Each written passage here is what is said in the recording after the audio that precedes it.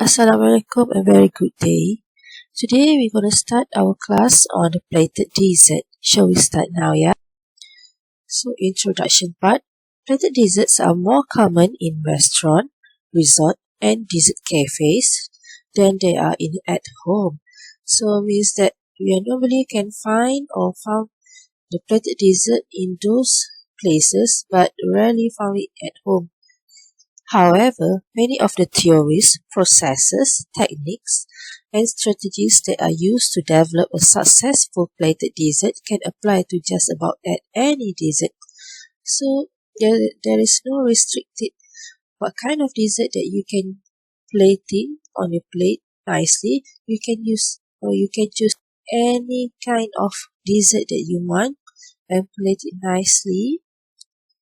Okay, plated desserts are not meant to be taken home, of course. If you plated the dessert on the plate nicely, neatly, how can bring it home? So it will ruin the presentation. Yes, true that you can put all of the components together in a to-go box, but there's still something missing.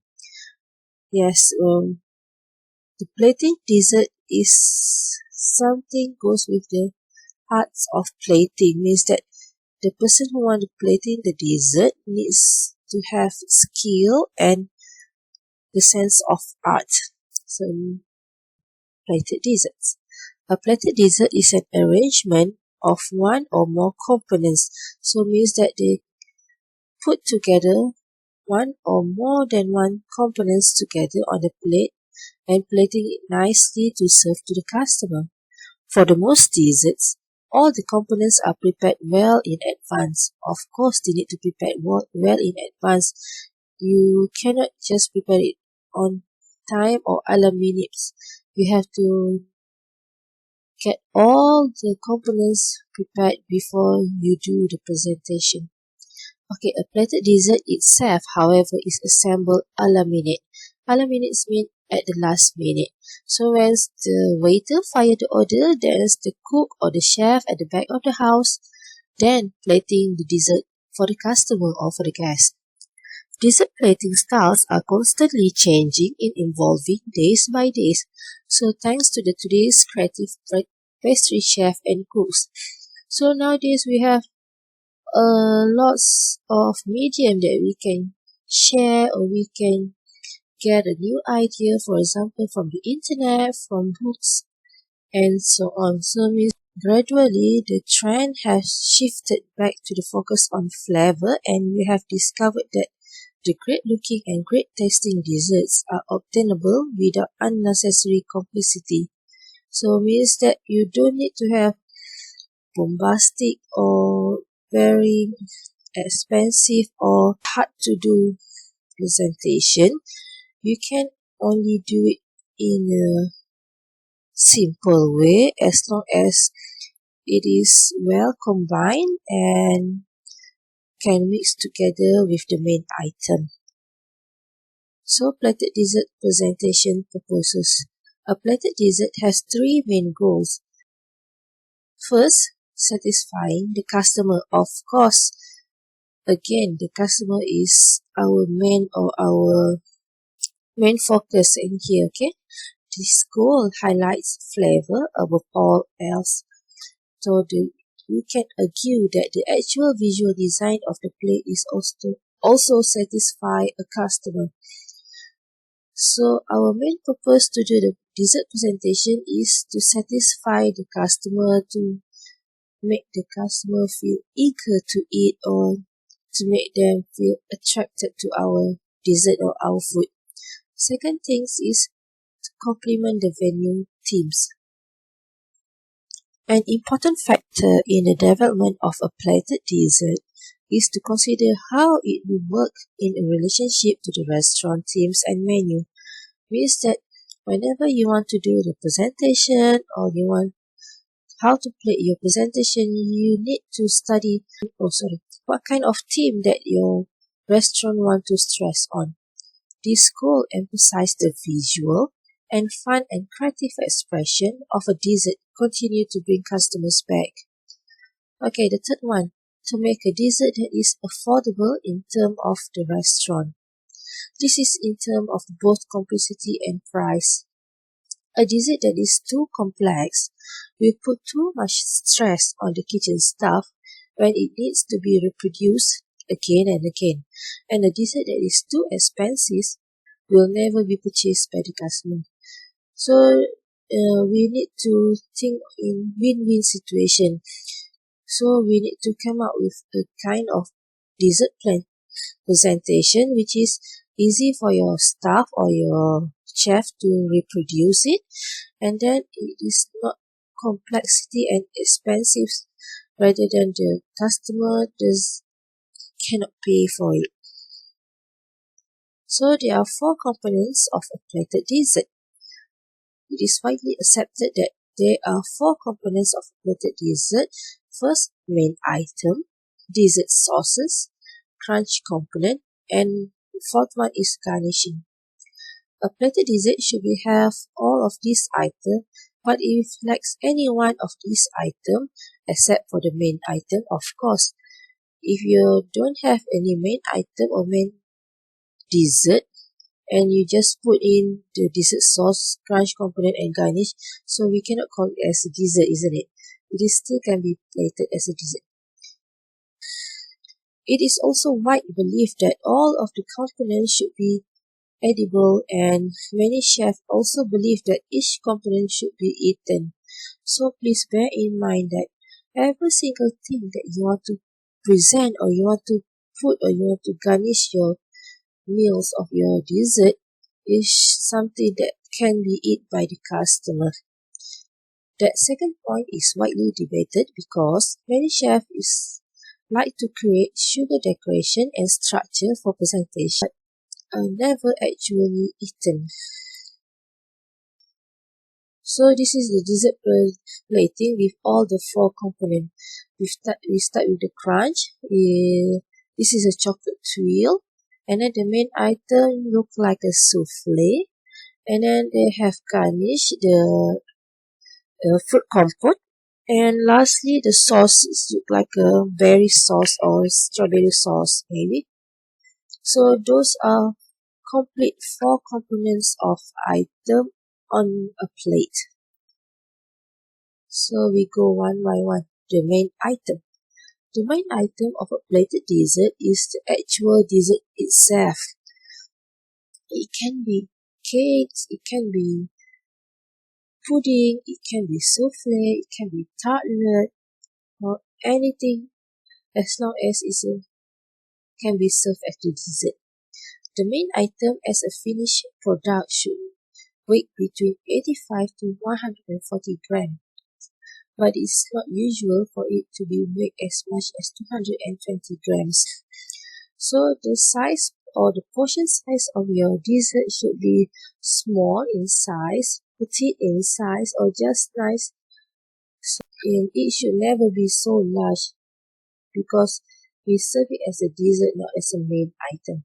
So the main focal point of the dessert presentation prevents the customer from being distracted from all the other components of the plated dessert.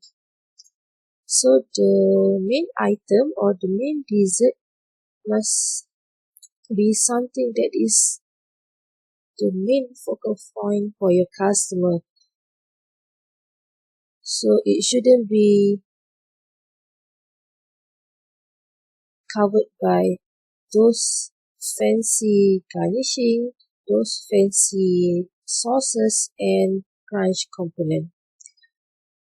And the main item should have taken longer to prepare than any other component in the presentation because the main focus here is the main item. Should also be the main source of flavor for the presentation, while the other component contrast and complement it. The main flavor will come up from the main item itself, not from the sauces, from the garnishing, or from the crunch component. And then we move on into the sauce. A plated dessert should have up to 2 sauces, but if tastefully approached, more can be used. So usually they just mix in 2 sauces on the plate. or you can have it more than that. Overall, the sauces should not weigh more than 30 to 59 grams, with the exception of flooded design. So if you want to do a dessert presentation which is floating on the sauce, so you can use more sauce than the usual use. Sauce is very important for dry items like pies, cakes, but the sauce can add to any kind of dessert. So since there are so many different kinds of sauces, the combination of flavor, color, and texture is almost endless. Each of these should be expressed tastefully and they should make sense to the dessert. So means that the selection of sauce should be complement to the main item itself. If you are serving a sticky thick dessert, a rich caramel sauce may not be a good direction. So maybe you can use a smooth sauce to help to balance the stickiness. The sauce used should be about the same consistency. So you can use one sauce is runny and then one sauce is thicker sauce.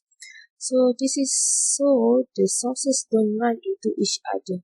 So we don't want the sauce to be mixed on the plate.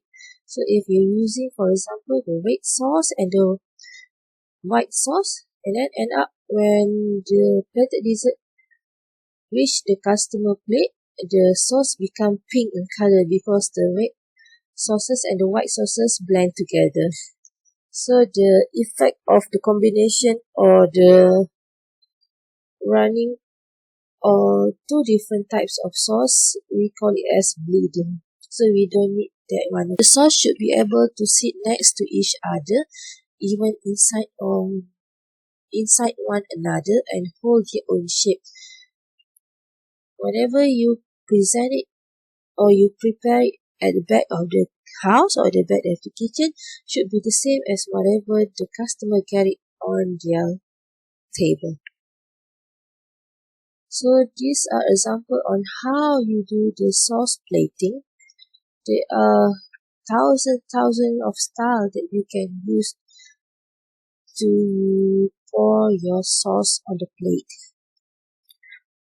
Okay, you can choose whatever style that you like to pour the sauce on the plate as long as it looks good and complement to the main item. Okay, now we move into the crunch component. Crunch component is that adds a crunchy or crispy element to the dessert. Especially is important to the soft dessert just like custard and ice cream. For example, if you having an ice cream or pudding and then you just add some crunch element, for example twirl or cookies crumb, different texture to the main item. So this will add an attractive and fun experience when you having the main item. It is most commonly used when the main item lacks of flour, so it can be used to enhance any dish whether it has flour or not. So the crunch component also is to add contrasting texture to the dessert. So if the main item is soft, smooth, silky, smushy, so when you add the crunch component, this will help to add more texture to the total plate or the whole plate. Contrasting components are just as important as the complementary one. Crunch components are usually a dry decorative cookies such as a twirl or biscotti, but anything can be used such as nougat, cookie crumb or cookie stick or whatever it is, as long as the texture is crunchy and crispy. Now we move on into the garnish. The garnish is the final component of the plated dessert. So this is broad category that can be just about anything. You can use anything to be a garnishing or the final part of your plate presentation. Common garnishing includes fresh mint leaf, powdered sugar, chocolate piping, fruits, chocolate and sugarwork, and also sorbet.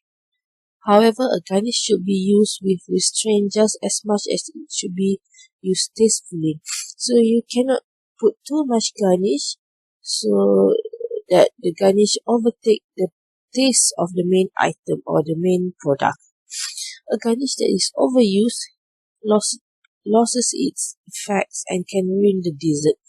So, for example, if you put a slice of cake or slice of egg tart just like on the screen, can you imagine if you put a bunch of mint on top of it? So it will just ruin the total taste of the dessert itself. So this is a plated dessert characteristic. When planning a plated dessert, there are 5 characteristics that should be considered. 3 applies to the mouthfeel and flavor. So the criteria is flavor, texture, and temperature. And another 2 is applies on the visual part of the customer. So this is criteria, color, and shape. So flavors should enhance and complement each other. For example, caramel sauce should be served with roasted fruits or offer a pleasant contrast. For example, a lemon tart should be paired with a sweet sauce. To achieve this, taste the components separately and then together to evaluate and make their work together. So those main items and the sauce and everything that you plated on the plate should be complement and enhance each other. Cannot be one part overtake or overshadow the other part of the component. Okay, texture. If the main item is soft, such as a mousse or ice cream, add a crisp or crunchy component such as small cookies or caramelized nuts for a texture contrast. So this will add more fun or more attractive texture to the whole dish. And then temperature. Temperature contrasts are also pleasing, such as a scoop of ice cream served with a warm fruit tart. So different temperature plays a different fun or attractive experience. Now visually, color and shape. Variety of colors and shape can be attractive, but be careful not to include too much or the result will come across a mess. So don't choose too much color to plate on one dish. Through the balanced use of color and shape, you can present a dessert simply and elegantly. So you should choose a nice combination of color and plated it nice and neat so that it can look elegantly.